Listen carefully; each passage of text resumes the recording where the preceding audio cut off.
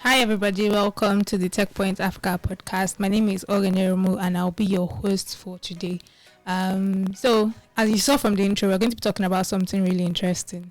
You saw the intro, you saw the trailer for the Aníkúlápó movie. I hope I did not murder this. I'm really sorry to every Yoruba person out there, sorry.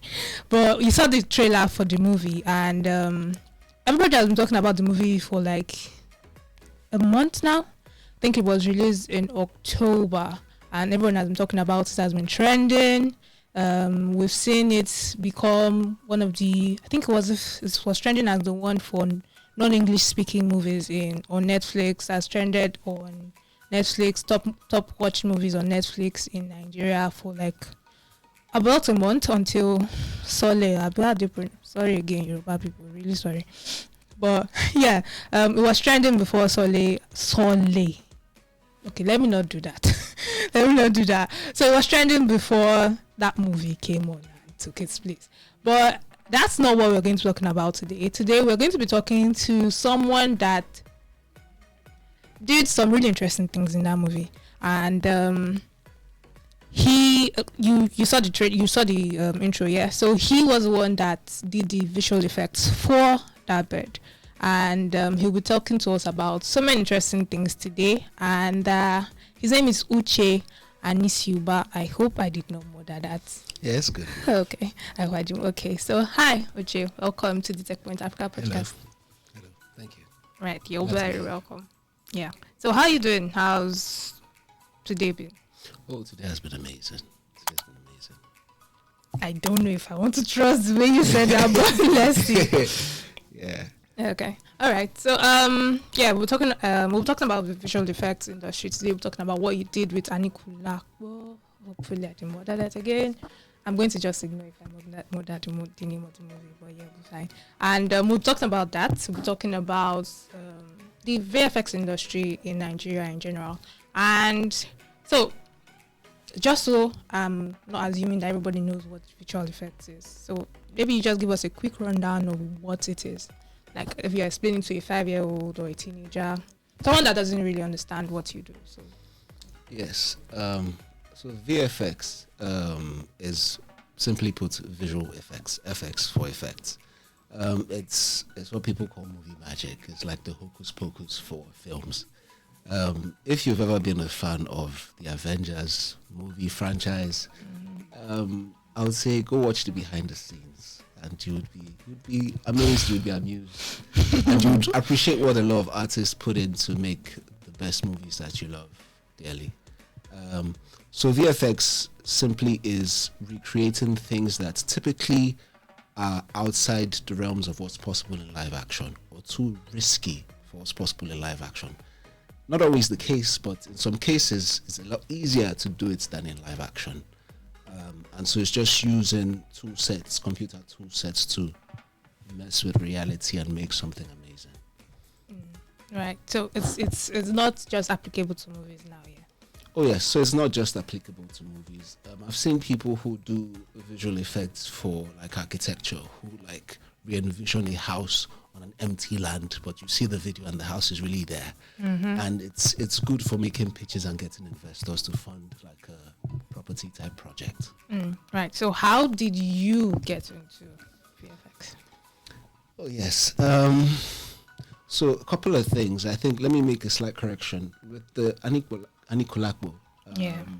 So I worked in collaboration with someone called Emmanuel Bassi, who's also an amazing visual effects Yeah, I think I artist. saw some YouTube videos. Yes. So the project was primarily from him. So he handled some of the effects, but I focused more on the rigging, the animation, and some of the camera tracking. I would delve into some of these things because, jargons. But so you asked the question. Yeah, like how did you get into? Oh yes. So like most of us growing up, I've always been a fan of movies, cartoons, video games. Same thing. Everybody, Disney with Aladdin and all those stuff, Lion King, and I never thought I'd get into animation or visual effects, but I think it was sometime in 2010. Yes, 2010, I think. There was a movie that was pretty popular then. It was called Beowulf. Amazing movie, Turner. If you can check it out. Okay. And I was watching it with some people, and I remember someone in the background saying, "Hi, Oyibo people don't finish us." And I'm like, which one be Oyibo people don't finish us? Share that computer. We can go to Computer Village, Otiba, buy the thing, learn the thing, and do it. And I think that was the spark. I was a mass communication student at the time.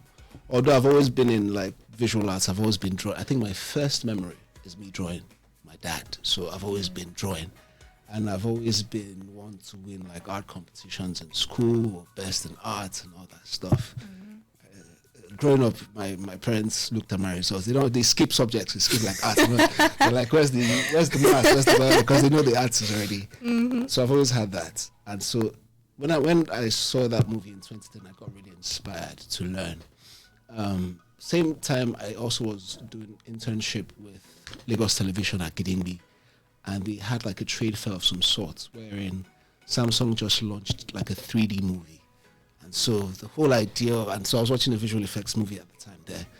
Luckily for me, I met an architect who had so I was speaking to him, and he had some of the 3D softwares used in the movie. And I was intrigued. I was like, yeah, he said there's 3D Max, there's this, there's that. I should come collect it from him. And so there it started. Collected it from him, started reading tutorials, 1,000 and something pages, little by little. Thank God for YouTube. It's a lot easier these days, on Google search. And so I started out being self-taught mostly. And then I did NYSC. So that was 2010. 2013, I did my NYSC in Osun State. Luckily for me, the place I did it, there was almost 24 hours lights. Nice. So I was like, okay. So I did my first few months, came back to Lagos, got my computers, got like a lot of tutorials, went back there and just zoned in and learned almost through my year while I was teaching, obviously. I was there to teach government and what was the other thing? So I was teaching mostly government, but because I was so focused in computer, there was a copper who was teaching computer science, and he wasn't quite good at it. So sometimes I would just sit in for him and teach the students computer science.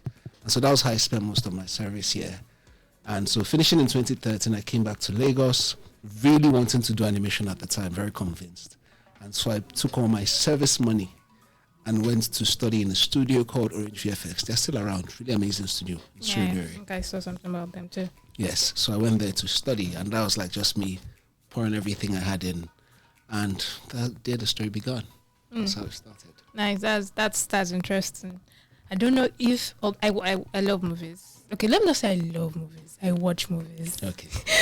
But I don't think I would ever want to become an animator. First of all, I don't know how to draw. So let's not get into that. But yeah, how did you what was your first job like? My first job actually has always been within the animation space. So aside if you discount NYSC, my first job was working with Orange VFX as an animator, as a junior animator. I think so. When I finished the training that I was speaking about, I was like, okay, everybody was like, this guy is good. Just work. Let's just work together. And so we started like that, and we were doing some projects. And then after a while, I've also been interested in video games. Very interested in video games. So at the time, I moved from there to go work in a game company on the island called GameSoul. And we were creating, I think we were one of the biggest, if not the biggest, game company in Africa creating games for the Windows Mobile at the time, those Nokia phones. And so it opened my eyes to not just 3D, but making 3D interactive, making it something playable. And since then, I've also ventured into VR and all that stuff. So do you still make animation for games now? Oh yes. So we've done mostly enterprise VR content. So we've done some stuff with like Trader Money, Bank of Industry, but it's mostly training type projects. So think like construction, safety training, or those sort of things. Yeah. So it's not usually like the Street Fighter type animation. It's usually more practical enterprise type stuff. I think you went viral in, was it 2019 for an Indomie, a drone picking up an Indomie. How was that like? Oh yes, so it was 2020, but I think it was when the COVID kicked off. And I was bored at home, and I was like, you know what? And so I did that, and it was interesting, I would say. I wasn't used to it because it was like overnight, like. So at the time I had done a couple of 3D and visual effects projects.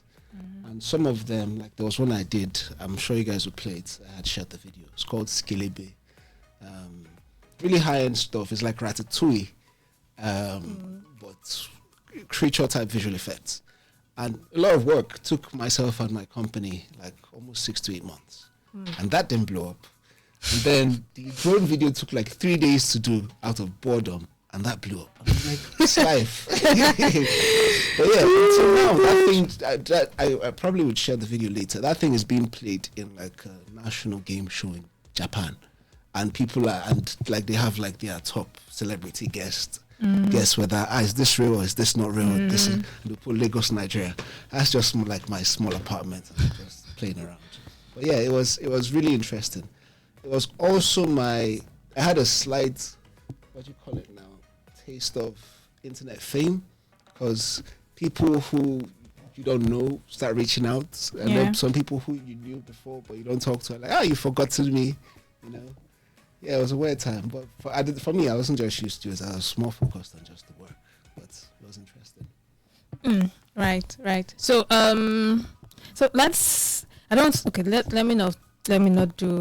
let me move away from you as a visual effects person and generally into like the visual effects industry in Nigeria. So first things first, Nigerian movies and VFX. Right. Nigerian movies and VFX. We've seen a lot of interesting things. Like I was watching some YouTube videos to like get a general idea of how the whole thing works. And I saw a movie and I saw the behind the scenes of the VFX. And I went to watch the movie and like see how it played out, and I was like, I wasn't impressed. So I'm just like, okay, so what's happening in that industry in Nigeria? How is that industry growing? Why do we see things like are not as good as you would see with say an Avengers movie? Although let's give it to the Americans, they're good. But what was that? Is it a function of skills? Is it a function of budget? Like what's why is that? Yeah, I think you mentioned two very integral parts. I think you mentioned two very integral parts. I think as with most things, it's a growing industry. I'm sure most people here can see the growth in Nollywood now versus a few years ago. Video quality, camera quality, lighting quality, cinematography, sound, everything. So I think it's a growing industry. But I think two things. Nollywood as an industry is growing, and it's beginning to become more lucrative now to do high quality movies. The short film I did, the Skilebe project with the rats talking, was supposed to be a visual effects movie. And at the time when we put it out, I delved into research mode, and I was figuring out how much it will cost, because we're trying to get investors to fund the movie. How much it will cost to do such a movie, and what are the returns on such investment. And at the time, Wedding Party was out, and Wedding Party was the highest grossing Nigerian film at close to $2 million. Yeah. Or so they say. I don't know. That's what they said. So and then when we were putting together the costs, what we realized was to do a high-end visual effects movie in Nigeria, you should be spending somewhere around 100 million upwards. Naira. Yeah, Naira, yes. Okay. Yes. Yes, thanks for the clarification. Because we were saying dollars. Oh yes, so 100 million Naira upwards. And it's probably might even get to the 2 million that Wedding Party grossed. And so for something relatively new, some of the people we were talking to at the time were a bit wary, and for good reasons, because it's the first time. And And so part of the issue with the Nigerian movie industry is partly funding, but not funding in terms of not having investors to invest. Funding in terms of being sure that you get return on such investments. We don't have enough cinema screens. We don't have a movie culture like the US. Yeah, true. You understand? These things play. There is Alaba Boys, you know, Young Boys. What else? So there are all these things. Netflix is still becoming a thing. Some of these streaming services are just becoming a thing. So it's only going to get better, but it's not there yet. But thankfully, there seems to be a lot more investors in the space having those conversations, companies getting funded, and then some production, and that's on the animation side of things. But in the Nollywood side of things, some production houses, like Ebony Live, partnering with like international studios like Sony and a couple of other houses. So funding is coming in. There's some professionalism. There's global standards. So there are all these things. Like if you're doing stuff with Netflix, there's a benchmark. There's a quality standard. And so these things are informing the industry, and the industry is growing. But yeah, I understand when people see Nigerian visual effects movie and feel iffy about it, I understand. And we're not there yet by any means, actually. I feel sometimes I watch, even with the Aníkúlápó, it's amazing, but I think it can be better. Yeah. And that's what we all strive for. I also think, so that's on the financial/business side. I also think there's a skill deficit. For someone like me, I'm mostly self-taught, but I've taken like online courses, foreign courses, and I have people that I've worked with internationally that has helped. But I think for most industries to grow, and why Hollywood is the way it is there are a lot of people who are highly skilled in specific things. I'll give you an example. If you watch any film, there's someone who just focuses on cloth, how the cloth moves. Someone focuses on hair, how the hair moves. That's if they're doing visual effects. So simple example like Thanos in the MCU. Someone focused on everything, how Thanos looked. Someone focused on how Thanos moved. Someone focused on all the effects. And so these specializations create people who are very proficient. And so it's a big industry. There's more money. There are more skilled people. But I think, like I said, it's changing now. More people are organizing visual effects training. People are getting skilled up. There are foreign courses. There are online courses now. There's YouTube, and the tide is turning. I feel we can only get better. Right. I really hope it gets better. And I feel like this is going to be like a stupid question, but I really want to know.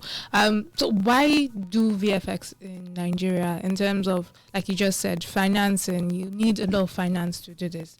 And I want to believe that it's a profitable business, but I'm not sure how you'd have to answer that. Like, is it a profitable business? Is it something that you would encourage people to come into in terms of, the usual, I want to make some money out of this? Oh yeah, so we get paid, like it's very profitable, like we talk to Jeff Bezos and all that. I'm just kidding. I wouldn't say it's particularly profitable, but it's like it pays the bills in most cases. But I think where the visual effects space is where tech and startup was in like 2010 to 2014-ish. It's new, and so if you're in the space, you see the opportunity. It's teething, like it's there. Yeah. Particularly now where the world is listening to Africa. There is a thirst for different stories, different narratives, particularly African stories. And Nollywood tells it, but they can't tell it like we can tell it. And I think that's also where the opportunity is in terms of distribution and monetization. Is back in the day, Nollywood looked at just the Nigerian markets, but there's the African market and there's the Black and diasporan markets who are still trying to connect to their roots and hear all these stories. And I have a friend who runs a studio who was working on, and the film was almost out, God of Thunder. Shout out to Commotion Studios, by the way. Okay. And it's a story about Shongo, fully animated, looking amazing. And there are audiences in Brazil who are waiting for that content to drop. So there's this huge international market. And so I think we have all these rich stories. Like Thor is Shongo. Thor is bootleg Shango. Sorry, I didn't say that, but that's what it is. And so, like, we have the stories, and if we tell them at the quality that is international, then, and I think that's what India is doing amazingly well at the moment. If we can tell them at high quality, then who knows? Look at where our music is. Burna is like selling out American states, beating a lot of American celebrities in terms of numbers. Same with Wizkid. So there's that openness. We see that opportunity, and it's only going to keep growing and getting better. So that's why we're in the space. Right. So talking about business, so I don't forget, let's pay a little homage to our business team, the ones that are paying our house rent. So, hi, I'm Abisola Adenoga, the head of business at Techpoint Africa. Did you know that you could present yourself as a reputable brand leader? Did you know that your business can get the limelight it deserves? Now you do. Using Techpoint Africa's marketing tools, we can put you in the faces of a large audience for brand awareness and thought leadership. To do this, reach out to us by sending an email to business@techpoint.africa or click on the link in the description below.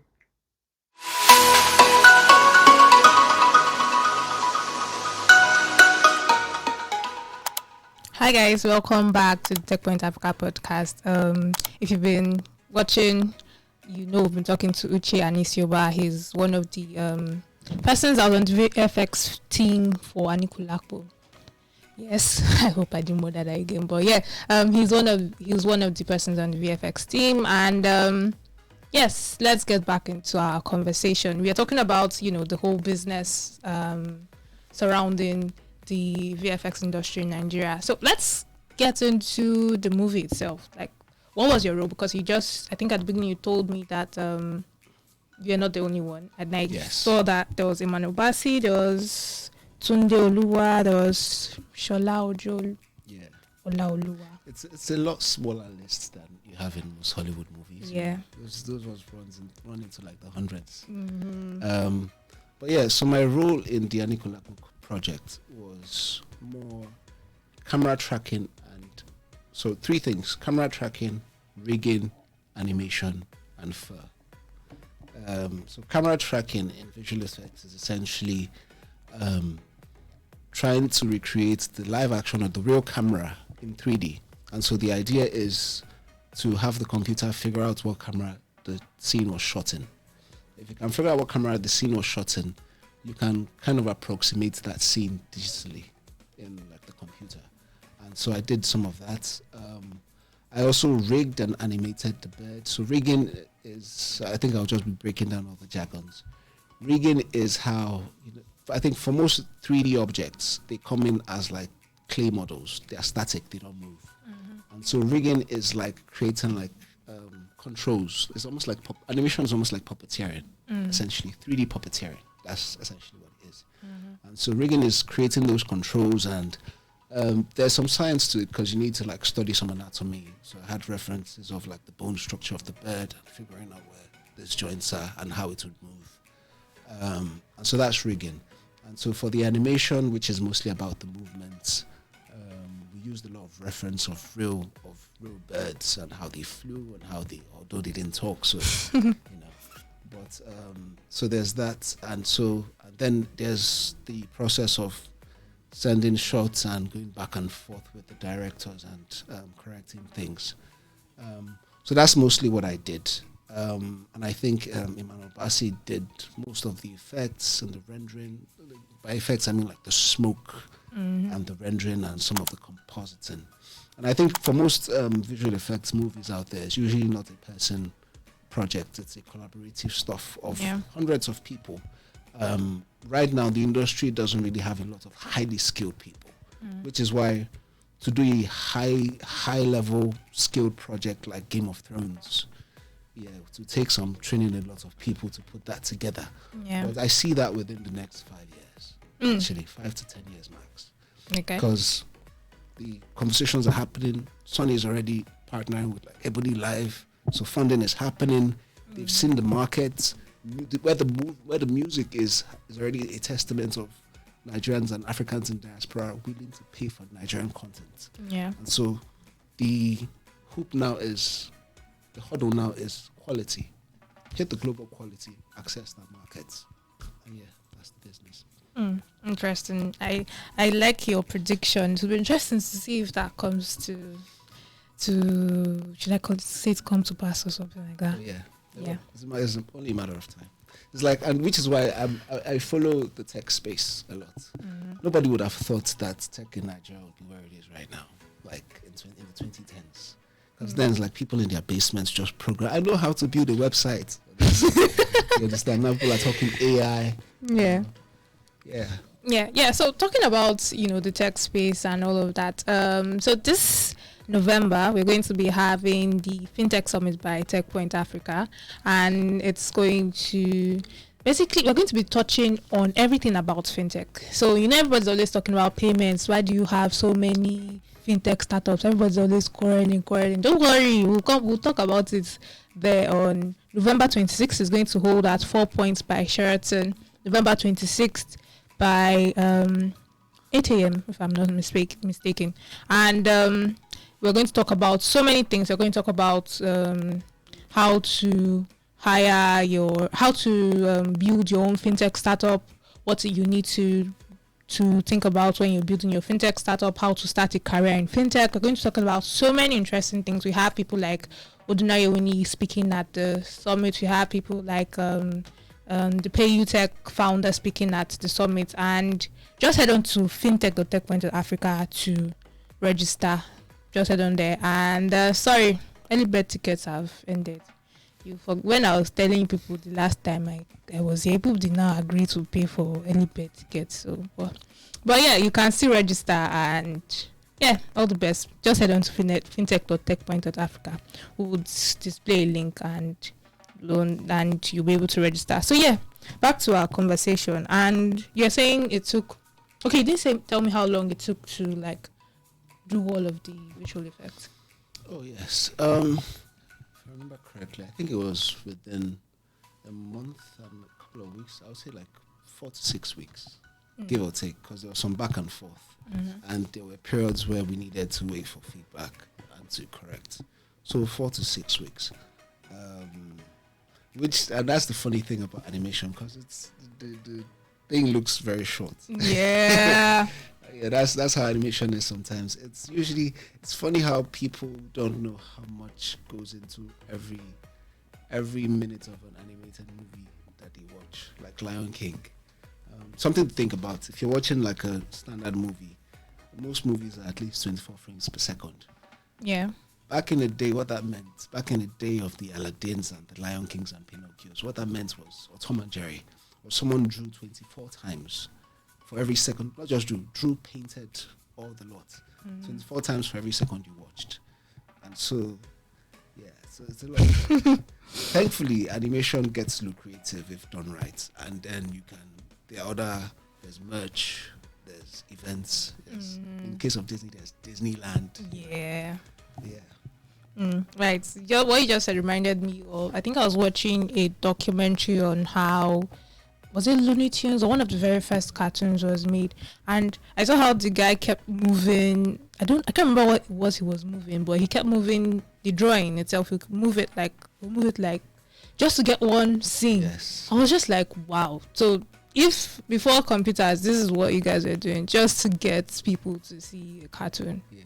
So what you're describing is something called onion skinning. It's like it's flipping the paper. Yeah. To see, so it's like maybe the character let's say the character wants to like pick this mic, so it's like, so him flipping the paper is that, and so he's trying to estimate between here and here, does the movement work? And so you do that and keep doing that moving forward. Yeah. So let's go back into the movie and all. So I'm not so. Would you rate it among like this project? Would you rate it amongst like the hardest things you've ever done? Or what? Hard is relative. I don't think it was hard. I think it was challenging. But I think because of the kind of people we worked with.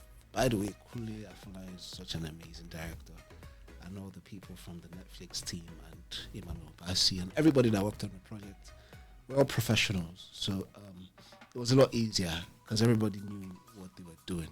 And so it's a lot easier. It gets hard wherein you work with certain clients that are not within the space. So we do a lot of advertising projects, and some clients get it, and other clients don't get it. And so the iterations, you understand, and so you're trying to explain something. So just move it now. Like, you don't know what. So it gets hard like that. So it wasn't necessarily hard, but yeah, it was challenging because everything had to.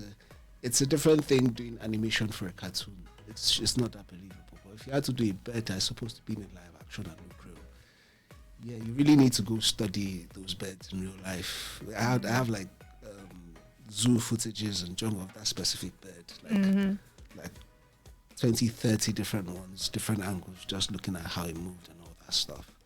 And so it's not hard in terms of the amount of work that you need to put in, but you need to study, you need to understand how certain things move, and that's where it gets complex. Did you have to, all the research that you did it happen within that 1 month period or before? I think before. So prior to when we kicked off, we had already spoken about it. I had those references and I had to go study them. Although thankfully I've always been within the, we call it this sort of thing, creature animation. So animating a lion go eat someone. I think something I should do. Yeah. Those sort of things, I've always been within that space. And so just understanding anatomy and motion and how humans move, how animals move. And it also helped me coming from a dancing background. I used to have like a dance group in the uni, understanding timing. So in animation, one very integral thing is timing, understanding how long it takes something to move from one place to another, and what's happening while that's happening. Choreography is all about timing, so it's easy to transfer that. I realized that most people who are into some sort of motion type activity, be it exercise, be it sports, it's a lot easier to transfer your understanding of motion from that to animation. And so having those sort of things plus studying the animal specifically just gave me like a rich library of how things moved. But like I said, it can be a lot better still, because I'm a harsh critic to myself, which only makes for a good artist at the end of the day. Right. So what was like your favorite bit of like, doing the entire thing? Oh yes. I think the favorite bit was actually having the bird drops something and the lady picks it up. Having that just work seamlessly. Thankfully, the thing that was dropped, the gourd, as they called it, that was dropped was, I think they 3D scanned it or something. So they got the real thing digitally, but it's literally the real thing. That's the closest thing to carry something and put it inside the computer. And so it was almost seamless dropping the thing and having the lady pick it. I think that was one of the highlights of it. And also obviously having the people in charge of the project say, yeah, we like it, good. Yeah, that client is always making the client happy is always a good thing. They make the bank accounts happy. True. That is very true. Right. So moving away from Aníkúlápó, and you're talking earlier about talent, like there being a talent deficit. And what really is the problem? Is it that not enough people are trying to learn visual effects in Nigeria? Is it that the people that are there now don't have the skills? Like, what's the problem really? Because I know I've heard about there have been pockets of communities of the VFX industry in Nigeria, but not really a lot of cohesive. Yes. So I think it's with any small industry, it takes a while before there's some structure. And so the industry started out with mostly people who were self-taught, and most of those people didn't understand scalability, understand business structure, and being able to scale. And I think that's something that I'm a bit envious with the startup space, because it's very integral. Have your MVP, have your go-to-market strategy, and start scaling it. And for us, it's something that we came late to the party. So in my case, it took me getting into VR and being in like some incubator. So we spun off a VR company called Quadron XR, and we were in some sort of incubator with Facebook sometime in 2019.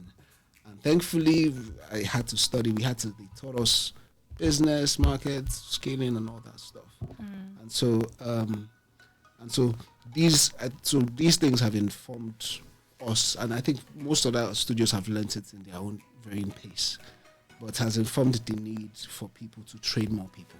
So, for instance, in the case of Orange, they have a huge facility that they just got, I think it was last 2 years, and they are training people, animation, visual effects, all that stuff. And there are more people who are doing that in pockets, so it's growing. But part of the reason why it's not been this way is it's not always been a lucrative space, and it's still becoming a lucrative space. But now that there are more investor conversations, so these days there are more people who have some distribution in the US and all these places who are coming with good money, and so you can have foresight. So if you have some investment of say $1 million or $2 million, which is small for a Hollywood movie, but in Nigeria, if you're doing like a TV show for kids, maybe like an animated TV show for kids, it gives you a period to train people because you have money to keep them, execute projects, and then hopefully go for your Series B, as they say. But yeah, so it hasn't always been in that space, but this is in the space of the last 1 or 2 years, wherein there are these investor conversations, there's more money in the space. So now it makes sense to train people, because part of the reason we're training people, and we've organized a couple of trainings. Part of the reason with the training is if you don't have recurrence, so we used to be focused on advertising for clients. And if you're anybody who's in the advertising space, there are 2 tiers. You're either on a retainership with some big companies, which we've had those for some time, and it's amazing, but you're at the beck and call of those companies. And you're either that or you're doing projects from client to client. But in essence, you don't really have control of your revenue. And so you can't really dictate where things are. But in terms of like TV shows or movies, you know that let's say you're doing a series type TV show. You know that, okay, there's season one. Season one will take 1.5 years or 2 years to produce.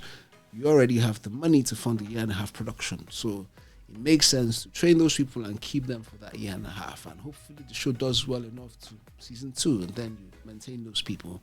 And so there's a more end goal in sight. And when you train those people, you know you can keep them. Because if you train people and you can't keep them, there's this other studio who has a project that's ongoing. So now you guys are there. And so that's always been the conundrum that we faced for a while. But thankfully it's changing. That's nice. All I see is like there's a lot of money going into this, and there's a lot more money that needs to go into this, obviously. Oh yes. Right. So what device did you use to do the whole thing? So I typically use a laptop or a desktop. Are you one of those Apple people? Graphics card. No, I'm not an Apple guy. No offense to anybody Apple. I use Apple phones though. Although if I had I like Samsungs. That's another conversation. Let's put a pin in that. But yeah, Windows mostly because of just scalability. Can upgrade your RAM easily, add more graphics card, change things, Yeah. And and so that's what I use. And it was mostly done locally. We didn't do any cloud services per se. So yeah, it was most of it was done on a laptop actually. But yeah. Nice one. Do you usually? Okay, let me not assume, but is it usually a laptop thing? Do you need a much more stronger laptop for big projects? Yeah, so it depends. So I wouldn't really say laptop specifically. It's more about the specs of the laptop. So there are some laptops that are like, if you have a laptop that has like a 16 gig RAM or like a 3080 GTX or like some jargon. Well, if you're a gamer, you know what I'm saying. If you have like a high-end laptop, then you can do it. But desktops are a lot more robust in most cases. If you have a laptop and a desktop with the same specs, most times the desktop will perform more than the laptop. And so you find that most people use desktops. But it really doesn't matter. Anyone can be. I find sometimes laptop being more convenient because you could just go to some coffee place. I work from home mostly these days. Nice. But sometimes with the desktop, you're just stuck at home. The laptop, you can go get coffee, chat with people, walk on the side. People like, hey, this is amazing stuff. You're like, yeah, you can do that too. Yeah. Yeah, right. So, like, okay, I think this will probably be the last question, and I'm going to like merge like two questions in one. So, you've been doing this for how long? So yes, 2013. Yes. So I started out 2013, but I was mostly doing animation. I've had like a growth. 2013, well, mostly doing like 3D animation, focused on that. 2015, I got into like interactive gaming type stuff. 2018, we decided to try, because at the time people weren't doing high quality, at least a lot of people weren't doing high quality visual effects in Nigeria at the time, and we wanted to go all out. So we did a project, the Scalable project with the Rat Talking, and we wanted to see how far we could push it, because if you could do that, you're close enough to do maybe the dragon in Game of Thrones. You're somewhere there because you could do an animal talking and all that. So you're close enough, because the hardest thing in computer graphics and visual effects is making an animal look like it's there. It's easy to make like a camera or a computer or something that is inanimate, but making an animal look and move like it's there.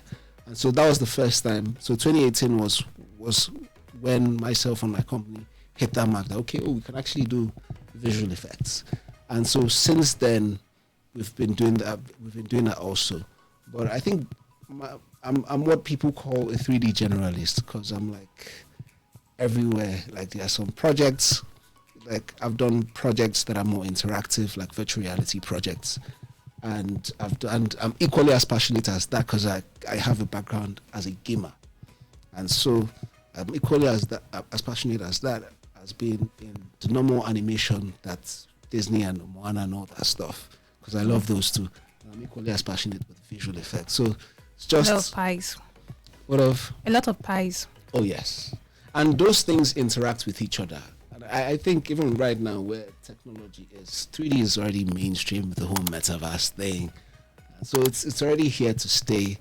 And now there's AI, and so it's going to make it easier for more people to access 3D. And so yeah, I've always been interested in the fusion of arts and technology, and I think that's what informed me dancing around these three tiers of 3D animation and visual effects. Right. So this is probably the last question, and so what lessons have you learned so far that you would say to your younger self, like, you should have done this or should have done this, and how would you advise someone coming into the space to like go about the entire thing? That's a good question. I would say go out more, network more, focus more on the business. But it's not even because you have to do both. I think you need to have time to hone your craft. But I also think you need to be fully aware that monetization is a big thing. And so while honing your craft, be able to engage with the local and also international markets to see how to monetize. For a lot of people at the time when I started this, monetizing locally was the thing. These days I'm glad that people have figured out how to connect with the international market, spot some distributors, spot some investors, get funding. That's where the industry is, and I think that's where the money is. So I wouldn't necessarily look down on my younger self for not focusing on that. Maybe it wasn't just the time, but I think the industry has grown into that. So anybody who's in the space who is into animation and visual effects, there also needs to be an understanding of the business, how to monetize, global practices. If it's possible for you to work with a couple of foreign clients, that would be a very huge learning for you, because you would understand industry standards, you understand work ethic, timing, delivering on time, things like that. And it's something a couple of people, including myself, have battled in the industry, particularly because you're working with, in some cases, clients who really don't know specifically what they're looking for. And then there's Nigeria happening to you with the lights and all that. And thankfully, we've gone past all those with solar and everything. Yeah. But yes, focus on the business, understand business if possible. Go take a business course, know how to pitch your ideas, and be able to scale what you're working on. Because ultimately, we want to tell stories, and doing something cool in your room is cool. But at some point, you need to figure out the formats that people can pay for and scale towards that format. And most times, you need funding to do that. Right.